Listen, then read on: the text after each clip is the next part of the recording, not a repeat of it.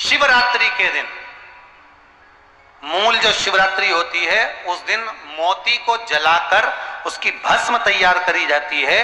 वो भस्म थोड़ी सी तैयार कर कर शंकर के जो शिवलिंग का मूल बिंदु होता है, बिल्कुल केंद्र बिंदु, वहीं पर लगाई जाती है, वहीं पर चढ़ाई जाती है। और उस भस्म को 2-4 मिनट बाद शंकर का नाम लेकर श्री शिवाय नमस्तुभ्यम ओम नमः शिवाय महामृत्युंजय का स्मरण कर कर उसको वापस लाया जाता है। जो व्यक्ति पैसा नहीं दे रहा, पैसा अटक गया, पैसा नहीं दे रहा हो, या कोई माल गया था, माल का धन नहीं आ रहा हो, या कोई चीज अटक गई वो दे नहीं रहा, तो उस भस्म को मस्तक पर लगाकर उस व्यक्ति से हाथ मिलाया जाता है या उस व्यक्ति से बात करी जाती है। वो भस्म इतनी पावर की होती है कि काल भैरव को जैसे भगवान शंकर ने ब्रह्मा का सिर काटने भेजा था, वो भस्म आपके मस्तक से आपका धन खींच कर लाती है, आपकी संपदा खींच कर लाती है। वो मोती की भस्म, वो मोती की भस्म। अगर आपको भस्म देना ही है, शंकर को चढ़ाना ही है, तो असली बनाओ। बस एक काम करो। भस्म बनती कैसे? गाय का जो, अगर आप चिता भस्म नहीं लाना चाहते और असली भस्म बनाना चाहते हो तो गाय का गौमूत्र लाइए, और गौमूत्र गंगा जल लाकर जल को थोड़ा सा छीट दो भूमि पर, और भूमि पर छीटने के बाद गाय का जो अलोना कंडा होता है, अलोना कंडा कैसा? गाय जो गोबर करती है उसको हाथ से थापो, वो कंडा नहीं, वो गोबरी नहीं, गाय जो पोटा गिराई है, गाय ने जो गोबर गिराया और वो धूप में सूख गया, बस उसी को लिया और उसको जहां पर आपने गौमूत्र से, गौ गंगा जल से सिंचन किया है, उस जगह पर उसको फिर आप जला दीजिए। काय से जलाना है?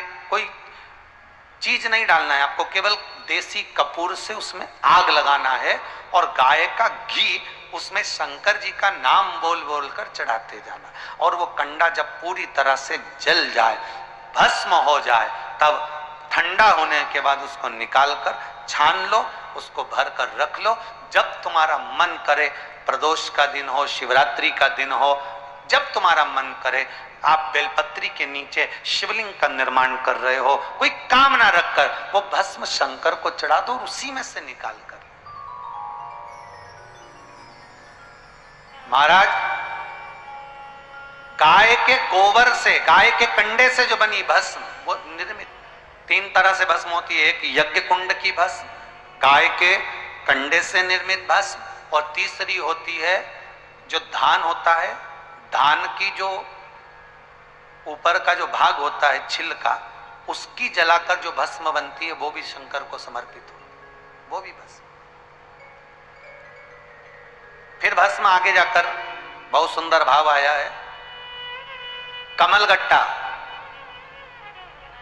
जिस व्यक्ति को लीवर या किडनी में तकलीफ रहती है, उसको कमलगट्टा, बीला, बेले का फल, इसको जलाकर इसकी राख तैयार कर कर उसको पीस कर कपड़े से छान कर उसकी भस्म तैयार करी जाती है। और वो भस्म शंकर भगवान पर श्रावण के महीने में दूसरा जो सोमवार पड़े, उस दूसरे सोमवार के दिन शंकर के मंदिर में चढ़ाई जाती है। उसी भस्म को उठाकर लेकर आते हैं, क्योंकि वो शिवालय में सावन के महीने में बहुत भीड़ रहती है, तो भस्म गीली हो जाती है। उसको लाकर फिर वापिस छत पर सुखाई जाती है। उस भस्म को डब्बी में भरकर रखा जाता है। किडनी लीवर के मरीज के व्यक्ति को भस्म का मस्तक पर, अर्थात दोनों भुकुटी के बीच में तिलक कराया जाता है। ये कंठ के नीचे जो खड्डा होता है, यहां पर तिलक लगाया जाता है भस्म का, और वक्षस्थल, छाती पर उस भस्म का तिलक लगाया जाता है। नारी को केवल कंठ, मस्तक, भस्म का तिलक लगाकर, साथ में उस भस्म को, जिस भोजन को हम ग्रहण कर रहे हैं, जैसे औषधि लेते हैं, एक जरासी टेबलेट के बराबर, जरासी औषधि के बराबर उस भस्म को जिह्वा पर रखा भी जाता है, पाया भी जाता है। उसके बाद भोजन ग्रहण करा जाता है। किडनी लीवर के जितने मरीज हैं, इनको कभी डायलिसिस की जरूरत ही नहीं पड़ती है, कभी डायलिसिस की जरूरत नहीं पड़ेगी। आप भस्म का शिव को समर्पण, श्रावण का दूसरा सोमवार। फिर आगे भस्म का वर्णन किया महाराज, कहा किसी तीर्थ में बैठकर, किसी तीर्थ में बैठकर आप भगवान शंकर का अनुमोदन कर कर कुछ आहुतियां शिव के नाम की जब देते हैं, वहां जो भस्म तैयार होती है वो भस्म कैंसर का जो मरीज होता है महाराज, उस मरीज को 12 तिलक जो लगाए जाते हैं, उस तिलक से कैंसर रोग से निजात मिलती है, निवारण होता है। उसका स्मरण मात्र 12 तिलक ही मूल है। 3 जगह पर भस्म को जरूर लगाएं। भगवान विष्णु देव ऋषि नारद से कह रहे हैं 3 जगह। पहला मस्तक, भुकुटियों के बीच में आज्ञा चक्र होता है। यहां पर जब भस्म का तिलक लगाया जाता है तो व्यक्ति कभी धोखा नहीं खा सकता, कभी भटक नहीं सकता, मार्ग निश्चित कर लेता है। आज्ञा चक्र, गले के नीचे जो खड्डा होता है उस जगह पर विशुद्धि चक्र होता है। शिव महापुराण की कथा करिए, यहां विशुद्धि चक्र है। शरीर को फाड़ोगे तो कोई चक्र नहीं मिलना, पर केंद्र बिंदु विशुद्धि चक्र का होता है। यहां पर जो भस्म लगाई जाती है, अगर मान लो हमें कोई औषधि की जगह विष भी दे दे तो वो अमृत बन जाता है। तो यहां विशुद्धि चक्र जहां भस्म लगे। तीसरा, वक्षस्थल, जहां पर अनाहत चक्र होता है। यह चक्र कैसा चक्र है? अगर कोई व्यक्ति आपसे नफरत करता है, कोई व्यक्ति आपके लिए अपशब्द कहता है, कोई व्यक्ति आपसे नफरत करता है, अनाहत चक्र पर त्रिपुंड लगाकर, अनाहत चक्र पर भस्म रमाकर अगर आप उससे 2 या 3 बार मिल लीजिए, कितना भी विरोधी होगा वो आपके पक्ष में आ जाएगा। पर भस्म कहां की होना चाहिए? किसी तीर्थ में जो आपने आहुतियां दी, यज्ञ करा, उसकी भस्म। अनाहत चक्र, 3 चक्र हैं, आज्ञा चक्र, विशुद्धि चक्र, अनाहत चक्र। और ये 3 चक्र पर लगी हुई भस्म जीवन का सुख दे जाती, जीवन का। एक चीज और ध्यान करिए महाराज, जिस लड़का और लड़की का विवाह नहीं होता, मंगल हो गया, शनि हो गया, राहु केतु हो गया, या विवाह नहीं हो रहा है, उसके लिए भी कहा जाता है कि कहीं से आप प्रयास करिएगा, कहीं से अगर मौका मिल जाए, कहीं से आपको किसी रूप में अगर चांदी का पत्रा मिल जाए, चांदी का थोड़ा सा पत्रा, कोई वो कहते हमारे यहाँ बर्क कह देते, पर असली चांदी की बर्क चाहिए। आजकल तो भगवान पे भी जो बर्क लगाई जाती है वो भी नकली है।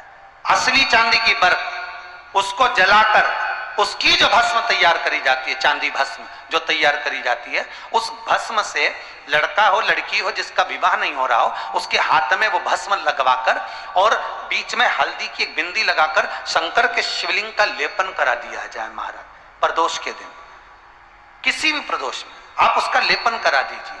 3 से 3.5 महीना रुकिए, 3.5 महीने के अंदर उसका विवाह संबंध पक्का हो जाएगा। भले मंगल हो, राहु हो, केतु हो, शनि हो, कुछ भी, उस भस्म का ये प्रमाण। कई लोग भस्म को भभूति भी कहते हैं, वो भभूति अलग हो गई, वो भभूति हो गई जादू टोना वाली भभूति, ये तो वो भभूति अलग हो गई, उसका कोई यहाँ वो उसका प्रमाण अलग। पर तो यहाँ भस्म का प्रमाण, यहाँ भभूति का प्रमाण शिव कथा में नहीं है।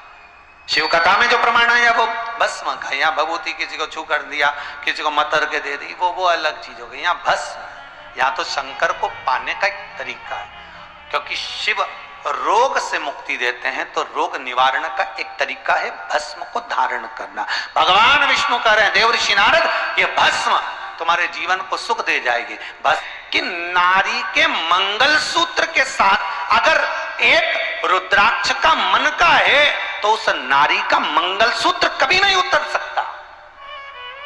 कि नारी के मंगल सूत्र के साथ में अगर एक रुद्राक्ष है, एक रुद्राक्ष का अगर मन का भी है, तो नारी का मंगल सूत्र नहीं उतर सकता कभी।